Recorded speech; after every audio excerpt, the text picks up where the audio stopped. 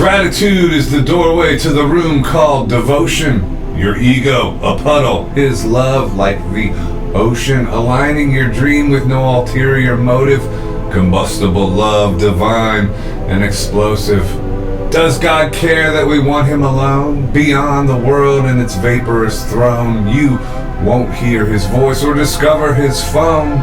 If your signal is busy stacking up every bone in closets where skeletons dance with no gauge, and with all of those bones they build you a cage, unable to see beyond the old page where ancestors wrote instructions of rage. But gratitude is the doorway to the room called devotion, his love alone, the only real ocean. But in those waters your soul will not drown, but blossom again and again, come around to freedom and love, to no more fear, to his voice calling you back home, free and clear.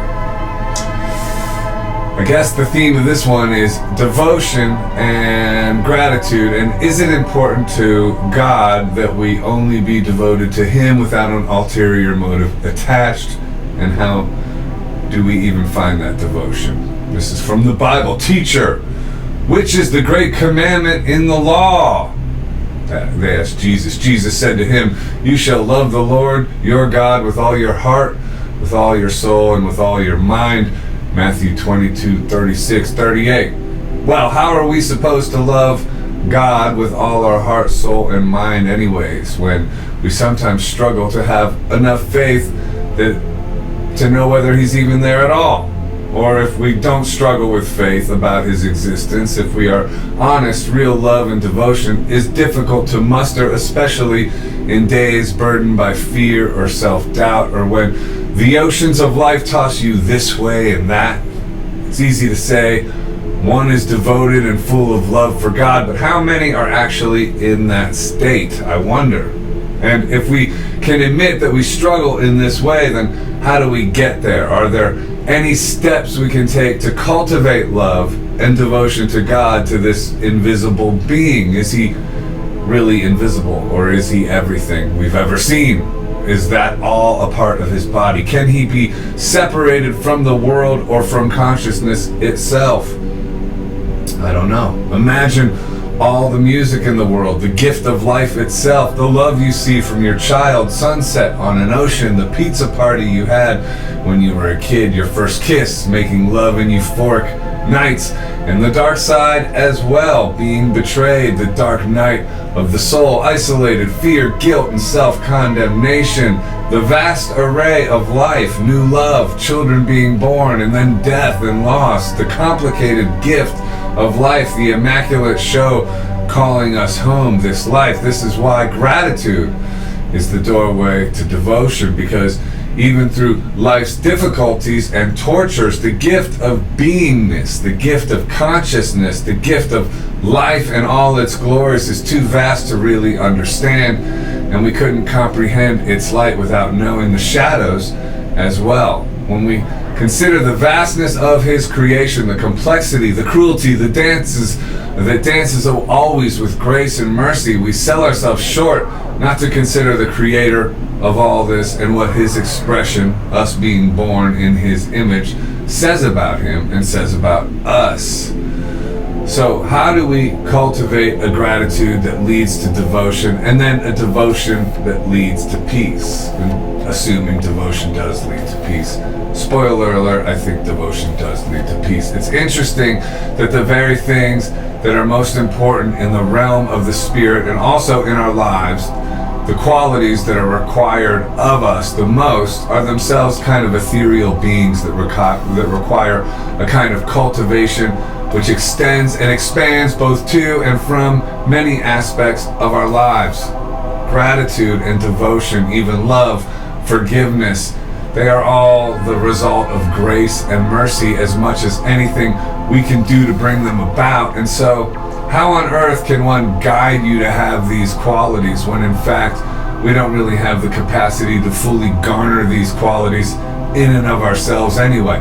That is to say, if one is full of devotion, gratitude, faith, love, and forgiveness, they have ascended to a high level of spiritual power indeed.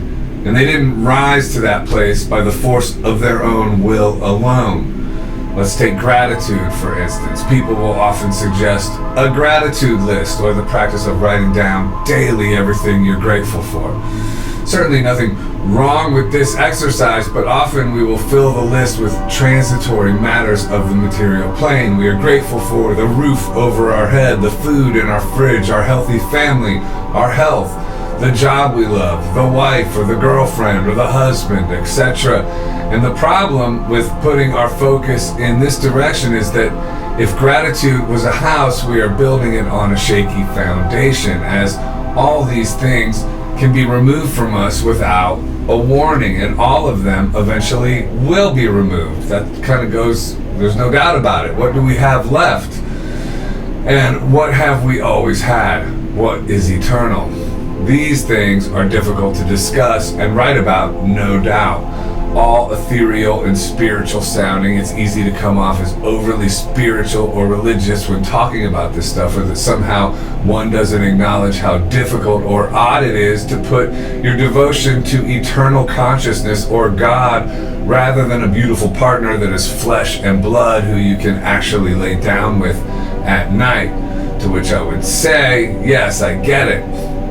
It's an odd game we've been born here to participate in. I didn't invent the game, and I see how bizarre it is, but let's face it, if we look at gratitude and devotion as investments, which on some level they absolutely are, then it's better to invest in something eternal, something unchanging, something not susceptible to the harsh winds of change, or a love dependent on your material status, for instance.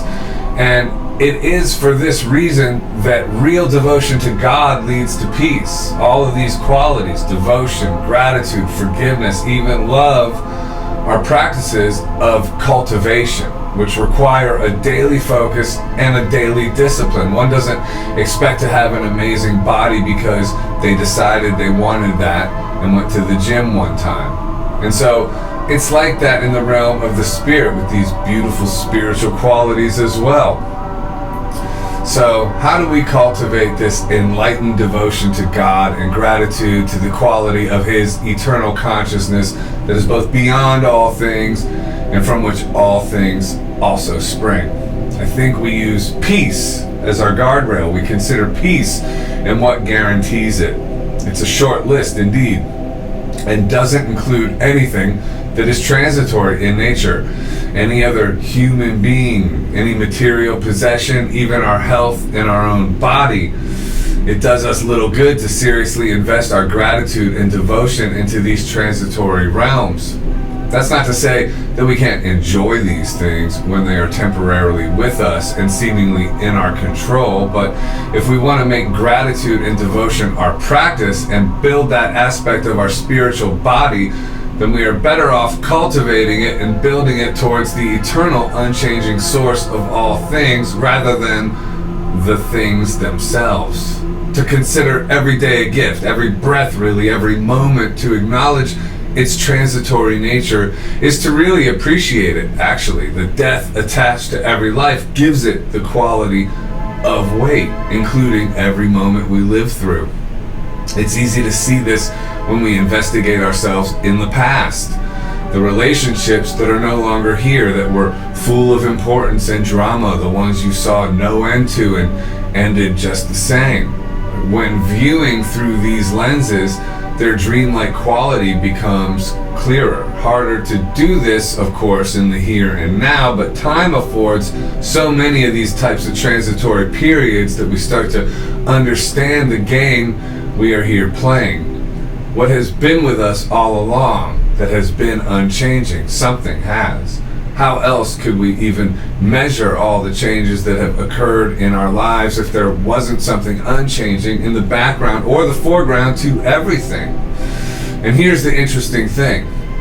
All these transitory gifts of our lives, all the great relationships or even the not so great relationships, our health, our fancy car or not so fancy car, the roof over our head, fancy or not, the food in the fridge, the breath we take, etc. All these things are appreciated all the more by having gratitude and devotion pointed towards their source, rather than at those things themselves, to acknowledge the gift from the one actually giving it. That's like opening the actual gift rather than obsessing over the wrapping paper.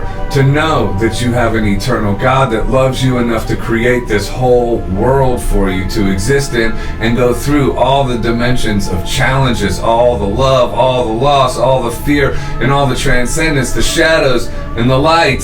To acknowledge the eternal source of it is to wake up into the reality of how profound the gift actually is. He wants our gratitude and our devotion, not from some small-minded human ego projection that we dress up like a human quality, but rather because this is the way to fully take in the enormity of his blessing and to invest those qualities into a source that isn't subject to changing at all. A worthy recipient of your devotion, which wakes up the knowledge that those transitory aspects of our lives don't even really want or can't even really handle the weight of that type of devotion. They want to be enjoyed and taken care of. They want to be appreciated and even loved. But real devotion and gratitude belong to the Lord. And so in that becomes doorways to the mansion called peace. A peace that isn't dependent on anyone or anything. A peace that isn't dependent on your income or lifestyle. A peace that knows all those things are here today and gone tomorrow, and in so doing roots itself in the timeless and indestructible reality from which manifestations of consciousness endlessly arise and fall, the great big cosmic dance of it all. It's a show for us to enjoy and evolve through, not devote ourselves to. That belongs only to God, the devotion that is. Anyway, I hope you got something out of that. And let me know if you agree. Also do the whole like and comment and share and subscribe. And have a great day.